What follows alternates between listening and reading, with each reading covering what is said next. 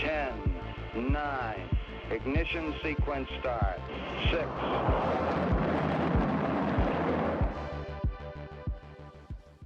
Hello, and welcome to Rocket Fuel, your daily update of everything that's happening in the Rocket Pool community. My name is Wack. Today is October 23rd, and I'm going to get started with some shameless self-promotion here of another new episode of Launchpad. So this is episode 14 of Launchpad, and Launchpad is my interview series where I talk to people in the Rocket Pool community or people building products around Rocket Pool.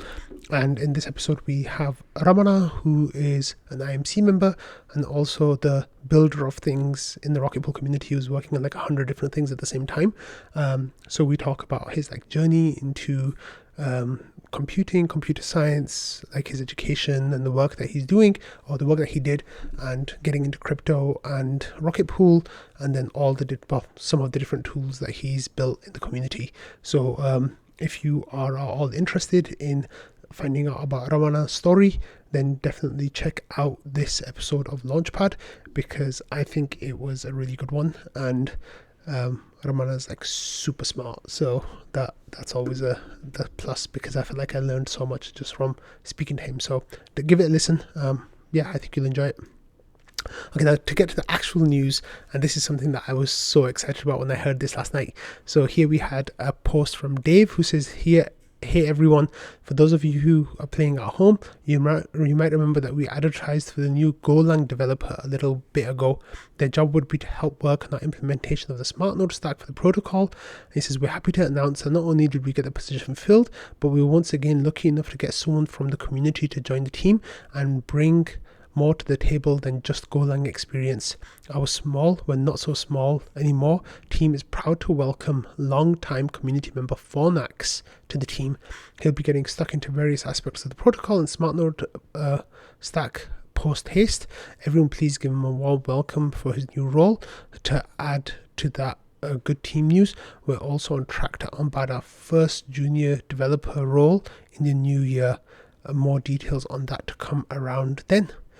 Rocket Pool. So this was absolutely wonderful news, and because Fornax is a well-established long-term member of the community who almost everyone has had contact with through his extensive work in support and other places. Also Fornax has previously built helped with integrations and tweaks to the smart node stack, and it's just really wonderful to see, absolutely wonderful to see. I've been cheering a campaign for Fornax to join the rocket scientists for quite a while now, as Fornax already knows, and for Fornax to actually get a job on the team itself is just amazing. I'm so proud of Fornax for this, and I'm really excited. I'm really happy about this. So totally well deserved. 1,000 congrats go to Fornax, and I'm sure that he's going to be absolutely wonderful on the team. So I can't wait to I guess he got started overnight. That was his first day, Australia time, sorry. So yeah, wonderful to see. Okay, and then as always, Jasper was quick to get a tweet thread out welcoming Fornax onto the team, saying an absolutely massive congratulations to Fornax for being hired as a full-time developer for the Rocket Pool core team. He'll be working with Joe on keeping the smart node up to date, but he's also a highly proficient smart contract developer. And then Jasper says this hire feels really special. Fornax came from the community. He regularly volunteered his time to help in the support channel. The thousands of node operators that come through the Rocket Pool Discord. If you asked for support before, there's a good chance it was Fornax. And here there's over 5,000 messages from Fornax in support. And then Jasper says, did I also mention the Madman can actually do Solidity work? And he says, if you're a rETH holder, you may have come across Fornax's work in the form of Gravita protocol, a RAI-like fork based initially around rETH, but expanded to be a multi-collateral behemoth. And Jasper says, I cannot overstate how proud I am of Fornax, and I'm excited for how excited this makes me for the future of Rocket Pool. And then Jasper says, by the way, he's only the eighth member of the core team. Yes, Rocket Pool, a multi-billion-dollar protocol by TVL, has less than 10 employees. So it just tells you how lean the team runs, and how it's really great that Fornax is now helping expand the team. Okay, the other news that happened over the weekend was some big shifts in the RPIP 4 voting that was taking place. So as you all know, there were two different votes happening at the same time because the two votes had different eligibility criteria. One of them was for all stakers from 0 to 150% collateral. The other one was from stakers from 10 to 150% collateral. They were really tight heading into the weekend, and what happened over the weekend was that they are now not tight anymore. So let me actually change this so you can, actually it's the same really. So they're not tight anymore. So what happened was I had been having conversations with Patches for quite a while, basically since the vote went live, about my vote, and we had a lot of like really in-depth discussions and talks, and I talked to other people as well, and like a whole bunch of people, so many people, and they were really productive conversations. And by this weekend, I changed my vote. So as you can see over here, like for me, on the vote it says I changed my vote to all nodes eligible, and then Joe and Waldorf changed as well after that. But here we had my reasoning was see data and rationale here, and then there was a link to, oh wait, is that right? Maybe I posted the wrong thing. Let me see. Oh, I'm not sure what happened there. I'm not even sure where that takes me to. It takes me to Joe's comment. Anyway, there. Well, both votes now are massively in favor of all nodes being able to vote by around 71%, and I think this one's a bit higher, 75% pretty much. So it looks like all nodes, this vote is going to pass in about 13 hours, and then that will become official. So going back to Discord, this is the point where I was going to change my vote. I said I don't want to talk about it. Okay, so if you want to ask questions, ask Patches. So then let me see who gave it the eyes. Genux was like, what's going on over here? And then I put the votes bot in the thing, and that's when all nodes took like a substantial lead over 10%, because I was one of the biggest voters I was the biggest voter for over 10% by far actually. So then that swing in vote became like a huge plus for all nodes. And then I said also to all of you guys, you should be more like Patches. So Patches says and then Chaos says, did someone change their vote, or just a big node just vote? And then Object says, look, Wack changed his vote. Not sure says, why did Wack change his vote, and how can I become more like you? And Patches says, I bribed him. But no, Patches didn't bribe me. He actually wrote like a really nice post here, kind of talking about why I changed my vote. And he says, kidding aside, Wack voted how he's also always going to vote, with the opinion that what he believed was best for his delegators and by extension the protocol. I'm incredibly happy that he was willing to spend the better of 2 weeks discussing it with me and the rest of the community. I learned a lot while talking to him. He's an exceptional delegate for doing that, keeping his mind open, helping me to understand his concerns, understanding mine, reaching out to his delegators to get their opinions, and genuinely being willing to engage despite being the sole active voice for his side during the contention. So then there's like some more about that, but I just want to say thank you to Patches for all his patience and what he probably thought was like really dumb, like mental gymnastics maybe. But I kind of just wrote like a sentence saying, like when I started off with the vote, I said, this is what I'll say for flipping my vote for now. I said, I think my first gut instinct was over 10% and being more valuable to the protocol. I think I should have added here as well was that, I kind of went in with that gut instinct almost, but then was looking for arguments that kind of supported that, and then gave those arguments more weight than other arguments. And then I go on to say, but over 2 weeks, each of my arguments was slowly stripped away until I just didn't have any arguments anymore. And then I said I still don't think all is perfect, but I now think it's better than over 10%. So that was kind of where that that vote now is pretty much done. So there's a whole bunch of new votes that are going to be coming up very soon. I think 3 or 4 votes should be coming up by the end of the week. So we get to do it all over again. And there's some really big votes coming up as well. So I'm going to be telling you all about those in the coming days. And yeah, there's a lot for us to talk about. So one of those upcoming votes is going to be based around the GMC membership. So I already read out my nomination statement to you all last week after I wrote it, but now all the nomination statements have closed. So here we had Epinef, who wrote their nomination statement, RPL Maxi, Dondo, Destroyer, and then we also had Ken and Joe, and Find Your Moon withdrew. He said that he couldn't do it because of the time constraints. Rocknet, and we had Dr. Doofus, and his was like, first of all, probably don't vote for me. So that's kind of funny. But then we also had Feeling Good, Feeling Great as well, and Looking for Owls, and who also said would be maybe happy to be an alternate. And then that's where Schifrin closed the votes. So those will be put into a snapshot vote, I think before the end of the week, just so we can have everything ready for the next rewards period on time. So that's really exciting that the GMC is going to get back to work for another round, and I'm really excited about that. Okay, next we're going to talk a little bit about this short squeeze that's going on. Slash, the hypothesized short squeeze that might or might not be happening. However, there's bits of evidence that just won't go away, basically, and one of the main ones is the interest rate for the RPL token on Binance. This has now hit nearly 200% interest rate, which is just astonishingly a high number.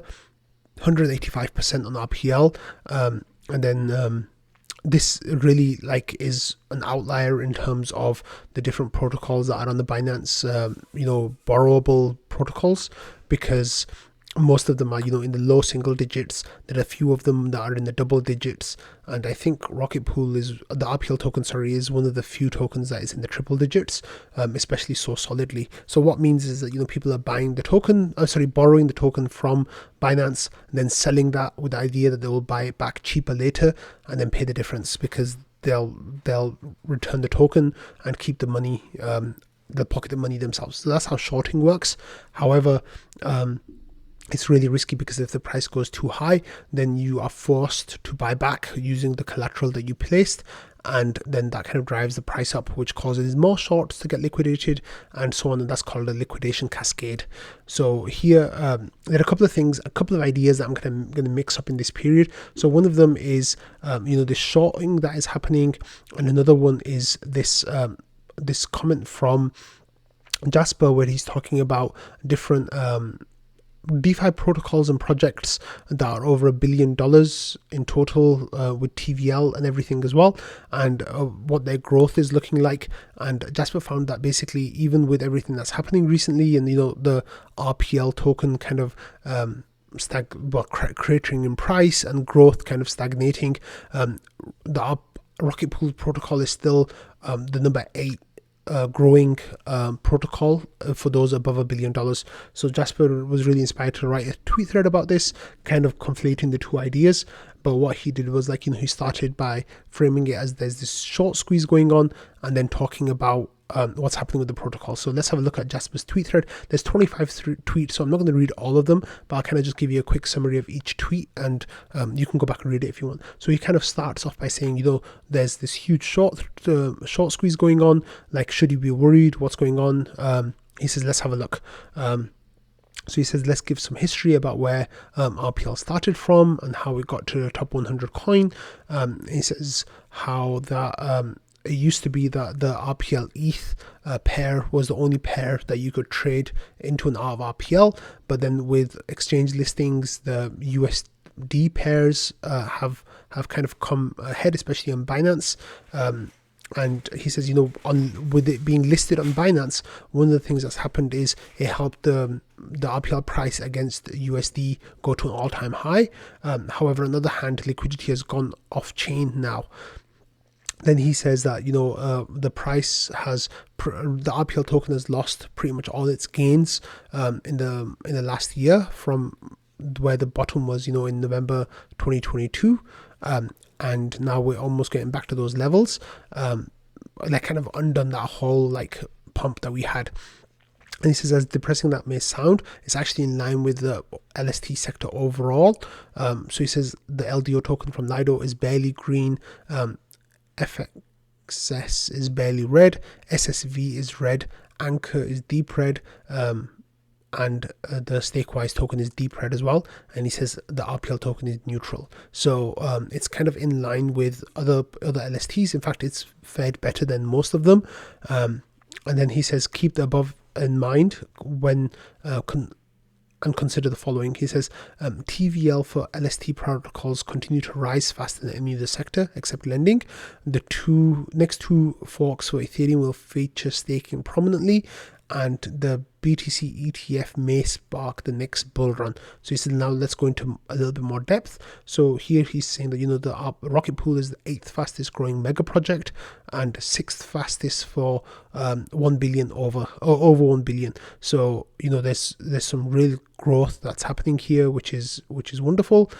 And then he says that here, on this chart, it used to be that the RPL price and the TVL were kind of in lockstep. However, from around April or May this year, those two have diverged, and the TVL's kind of still gone up, faster at some points and a little bit slower at other points. However, the price has kind of gone down quite a lot. So he says, despite the narrative being on real world assets, despite the beacon chain queue being at zero, the liquid staking sector is thriving. Speaking of the queue, a low queue is great for LSTs. The queue hindered growth for both Swell and Rocket Pool by depressing APR, and that's no longer an issue. So then he's talking about what is going to come in the future Ethereum hard forks, and the main thing that's going to help liquid staking protocols is the EIP 4788, which is the beacon block route in the EVM, and the impact that's going to have in letting the consensus and the execution layers talk to each other. So he says everyone knows that 4844 will increase throughputs for L2s, but 4788 is underexplored. It's a crucial link between the execution layer and consensus layer that greatly expands what's possible for all staking protocols. Protocols are waiting for 4788 before launching. So he says Rocket Pool specifically will enable the rise of node operators. For the Rocket Pool solutions to Lido's permissioned validator set, users can join and with just one mini pool as collateral take on nearly unbounded amount of new stake in support of Rocket Pool. It's going to be a beautiful system, and then people will only be depositing ETH and RPL separately, so the bottlenecks might not have the same dynamics as they do on the layer 1 Rocket Pool, I guess. And then Jasper says, as other protocols launch around this time, expect hype to rebuild, especially leading into the fork after Dankun, which is called Electra. With that upgrade, we may see a whole slew of changes targeted at staking, and these, Jasper saying, the ones that he'd like to see are execution layer triggered exits, which I think is the most likely one. The increased max effective balance, I think that's pretty likely too. The raising of the ejection balance, I hope that happens, and reducing max slash, I think that's just kind of an idea that Vitalik floated around, and we're not exactly sure how far along that is with the research or whether it will even be coming soon. And then Jasper goes on to say that these will help change Rocket Pool massively, changing the collateral amounts that are needed and everything that goes with that. And then he says if we include Vitalik's suggestion of reducing max slash to 2 ETH, it's possible that we'll be able to get mini pools that have less than 2 ETH of collateral as well. So he says, Langas and Jasper talked about that on the community Twitter space recently, and there's a link to that. And then he says, lastly, though this is purely speculative, I want to touch on the BTC spot ETF. If the BTC spot ETF is approved soon, and if this triggers substantial new inflows from sidelines US institutional capital, we may be on the cusp of the next crypto bull cycle. So then there's a meme here where people are saying RPL is worthless, I'm going to short it everywhere, and then there's the cat just saying the orange coin is good. And then Jasper says it's completely possible that while we see a BTC-led rally, ETH and alts might just grind up slowly, and he says that's kind of what's happening recently.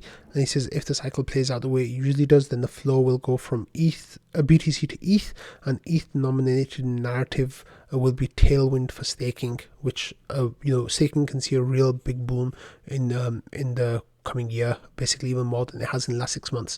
So then Jasper says if we do get a bull run in 2024, then fees will likely fluctuate wildly, MEV will rise, and ETH will flow into the staking contract. And he says this would also align with the Electra hard fork and Saturn upgrade for Rocket Pool.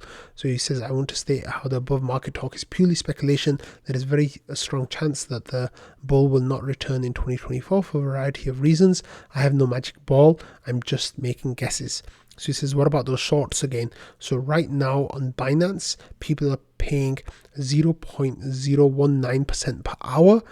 On Quenta, they're paying 0.058% per hour, which is just astronomical numbers. And then on Binance, the APR is 4.06%, which dropped after the cap increase. It was previously 99% utilization.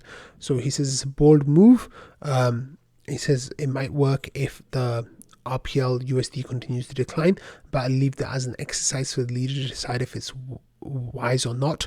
And then Jasper says, that he's not an employee of Rocket Pool, and shout out to Luke as well for this information. So that was Jasper's tweet thread about this. And then I'm kind of like building a narrative here, so I'm kind of being a little bit creative with the ordering my posts. But then we've seen some huge buying coming into Rocket Pool, where, as you can see on the screen, is just buy bot flashing over and over again, and the price just doing crazy things. And this, the ratio really took a big jump upwards, and it peaked at 0.0137, I think, somewhere around there. But there was a whole lot of buying, just like, non-stop. Look, here it is, 0.01337, which is where we peaked on the little pump, which is a good 15% increase for RPL on the day. And then, of course, there's been buying and selling, and like the pump has retraced somewhat. Actually, let me just bring up the Binance chart really quickly, where we can see that, it peaked all the way up to $23.07, and then since then that has been retraced a little bit, but it's still holding up way higher than it has in the last few days.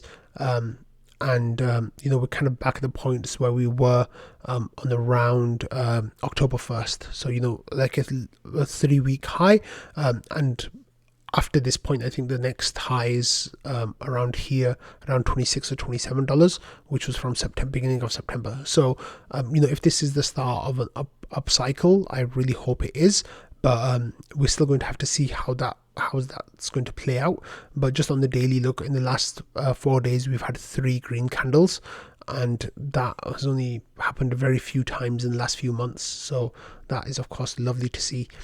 And then Jasper said, I need to learn to start buying before posting Twitter threads, because the price, was moving up, and it did really nicely. So this then all kind of like ties into like multiple narratives together, right? Like, the RPL price has been coming down a lot. However, the fundamentals are still strong. And then the second thing is that there's all these people out there who are shorting the RPL token, and they're getting into riskier and riskier territories with that interest rate being nearly 200%. And then with the interest rate being so high, it looks like, there's risks of people getting liquidated. And it might be that we've seen some liquidations happen, because if you look on the Binance chart here, there's actually, let's get down to the 1 hour here. You can see that like this candle here was caused by a liquidation of let me just see, around 45,000 RPL was sold in that one candle. So that could have been a liquidation. It could have been a person just buying, a market buying, but that's the kind of thing that like is really, really interesting to see. And I'm definitely going to keep an eye on how that plays out. Okay, next I wanted to talk about this really interesting discussion that started on Aave. So last week I covered that Aave were thinking of swapping 500 of their ETH that they have into rETH, and that's really like spurred discussion in the comments here. So Wintermute tagged in, and they were like, you should, basically they're saying you should buy more STETH instead of rETH. He says, considering the proposal is based on needing to cover DAO expenses, it would make sense to maximize the yield from the DAO's ETH holdings, which would mean acquiring STETH instead of rETH as shown below. So they're basically saying, hey, get rETH instead. And then here, Jenga Jojo says, this proposal not only optimizes risk-adjusted yield for the DAO, but also helps the broader agenda of decentralization of staked ETH. Hence, I'm in favor of this move. And then we had 0x Keyrock saying, we're aligned here with Wintermute's comment. It's good to be diversified, but the DAOs already holds equal amounts of rETH and WSTETH. So if we're aiming for yield optimization for a treasury management approach, STETH makes more sense here. And then Mark, could I be more in love with this guy? He says, with the Aave Chan initiative, I think it is, ACI, we represent the primary lobbying force for the acquisition of rETH. We hold no reservation against Lido, and we've experienced significant synergies with STETH. Decentralization stands as a foundational value of our ecosystem, and endorsing the diversity of LSTs further strengthens this decentralization. Considering that the financial implications, specifically the lost revenue, are relatively minor when opting for rETH over STETH, we firmly believe that will be a powerful and symbolic gesture for the Aave DAO to get rETH. And then Keyrock said, we don't have an issue with this. Just to be clear, when talking about treasury management in the institutional world, it's all about getting the best optimized return. In this scenario, if we value decentralization over optimization, then yes, rETH is good holding. So I think there's such a thing as risk adjusted return. This is my addition. Just because something's giving you the best return doesn't mean that it's the best for you to invest in based on the risks that might be associated with it. If it came just as the best return, then you could get Pepe coin or whatever meme coin is the flavor of the day that's going to say, hey, you'll get 100% gain, but the risks of that not happening are astronomical, so you don't want to do that, right? Just with Lido, I think there's too many people who don't factor in the huge tail risks that exist with Lido. Anyway, here we had a bunch of other people kind of arguing back and forth, and Kent Philly had a comment that was a nice comment here as well, that kind of crafted with the Rocket Pool community together. So Kent says, maximizing the yield includes looking out for Ethereum's best interest. As ever, it's important to look at things through the risk-adjusted lens, both via direct impact and indirect impact. Lido is incredibly dominant in the space. And then there's the Dune Analytics dashboard by Hildobby, and their governance is very concentrated. And then there's links to Etherscan and token distribution on Aragon and on Snapshot, and it says Lido is dramatically less resilient than Rocket Pool to mass slashing event, as seen by Lido's 6,200 STETH in the insurance fund, covering up to 276,000 validators, and then Rocket Pool has 8 or 16 ETH per validator. And then Ken goes on to say, as a name brand protocol, Aave have the ability to not only determine their own trajectory, but also set the tone for others in the space. Let's do the best for Aave and Ethereum. And then he says, thanks to Val. And then there's other discussion here as well. So yeah, you can check out that thread because and add your own ideas, I guess, about what you think the way for Aave would be to swap some of their treasury ETH. But I think that's a really cool discussion that's happening there. So yeah, good job. Okay, and then this is where Kent was talking about Wintermute's comments in trading, and Val kind of gave a quick message of support and kind of saying, hey, you could say something like this, and then there was more discussion around that as well.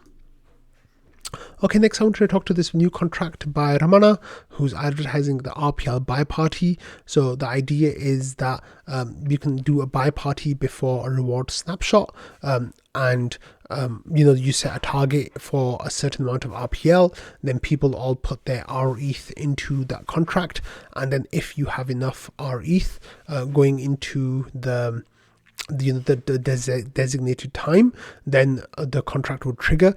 and you would all together buy RPL, which is a buy pledge. Ramana wrote a contract for it, which you can find here on GitHub as well, on his repository, and it's basically just showing you how it all works, and you can read through the contract. I think it's just a couple hundred lines, basically 250 lines, so all the different ways that it could work.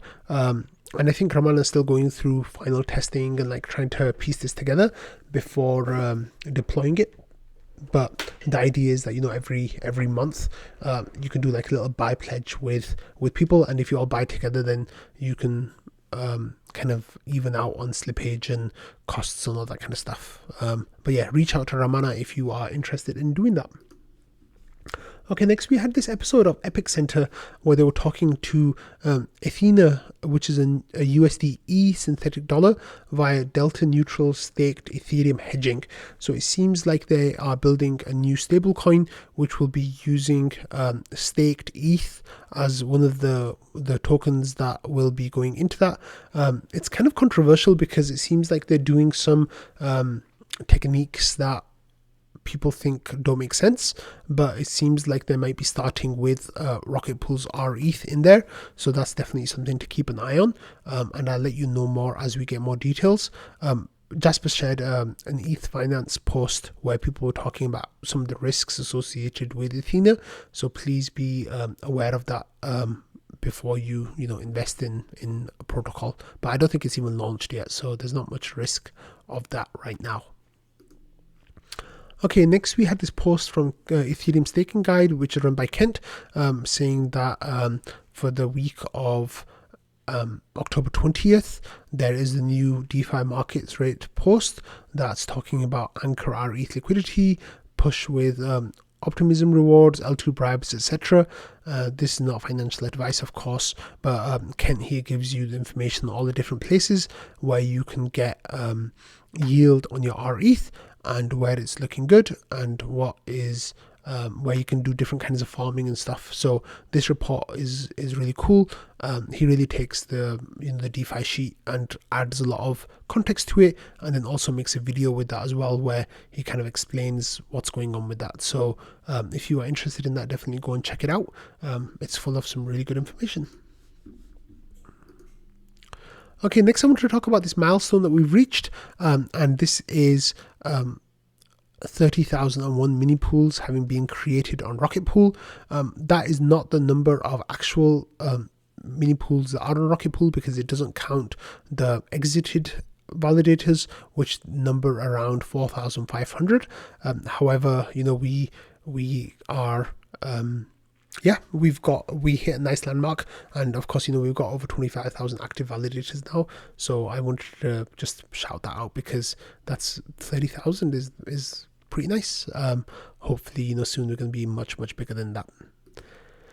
Okay, next we had this post from Hodger, and I'm just going to finish this episode on this matter. He says, Thomas, why is your node effectiveness so crap at the moment? And then there's a link to Thomas's node on Rated.network. He says, just snooping around the mega nodes to see how my performance compares, and notice that your node is 83% on the 30-day average. He says, have things started going downhill after you moved? So Thomas was not around when Hodger made this post, but then he saw it, and he says, when I first moved, I just had the node on the floor before I set up the server, and the cats have nibbled on the Ethernet cable. So there was a whole lot of discussions going on about what might be causing Thomas's performance to be so bad. And Thomas says, hopefully I found out the problem, and it's like the dumbest thing you could imagine. So it seems like the cats might have nibbled the cable, and then Thomas shares this picture of the cable being chewed up by cats, and basically how that damaged the cable, which meant the internet was unreliable, which meant that his performance has been bad. So he put a new cable in there, and he says that he's gonna check the stats.